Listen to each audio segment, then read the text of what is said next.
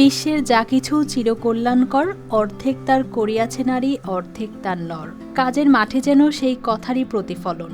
কাঁধে কাঁধ মিলিয়ে সমান তালে কাজ করছেন নারী ও পুরুষরা, কিন্তু দিনের শেষে মজুরি পাওয়ার সময় স্পষ্ট হয়ে ওঠে পার্থক্য। স্ত্রী পুরুষ মিলে কাজ করি, কিন্তু সঠিক মজুরি পাই না।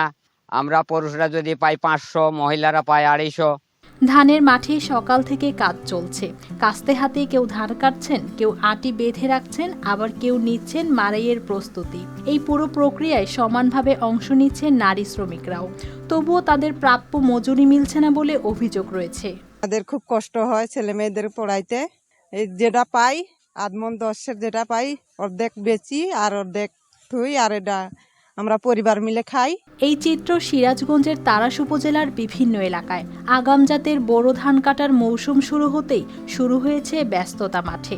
হাজার হাজার শ্রমিক এখানে কাজ করছেন, যেখানে নারী পুরুষের শ্রমে কোনো পার্থক্য নেই, কিন্তু পারিশ্রমিকে রয়েছে স্পষ্ট ব্যবধান।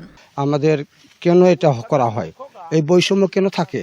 যেন আমরা চাই যেন ওই নারী পুরুষ সবাই সমান কাজ করি, সবাই সমান যেন টাকা পাই। নারী শ্রমিকরা জানান, একই কাজ করেও তারা পুরুষদের তুলনায় কম মজুরি পান। অনেক দিন ধরে এই বৈষম্য চলছে, যা এখন প্রায় স্বাভাবিক নিয়মে পরিণত হয়েছে।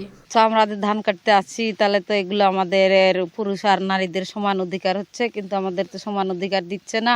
এখন পুরুষদের বেশি দেয়, আমাদের কম দেয়।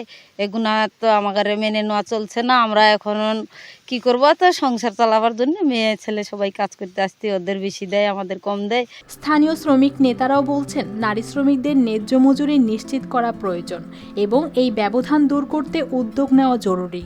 দেশ যখন সমতার কথা বলছে, বৈষম্যহীনতার কথা বলছে, ঠিক সেই সময়ে এই ধরনের নারী শ্রমিকদের মজুরি বৈষম্যটা আমাদেরকে কষ্ট দেয়, বেদনা দেয়। সঙ্গত কারণে এর একটা অবসান হওয়া দরকার বলে আমি মনে করি। সব মিলিয়ে মাঠে সমান শ্রম দিলেও প্রাপ্য পাওয়ার ক্ষেত্রে এখনও পিছিয়ে আছেন নারী শ্রমিকরা, যেখানে পরিবর্তনের দাবি দিন দিন হয়ে উঠছে আরও জোরালো। News desk, RTV।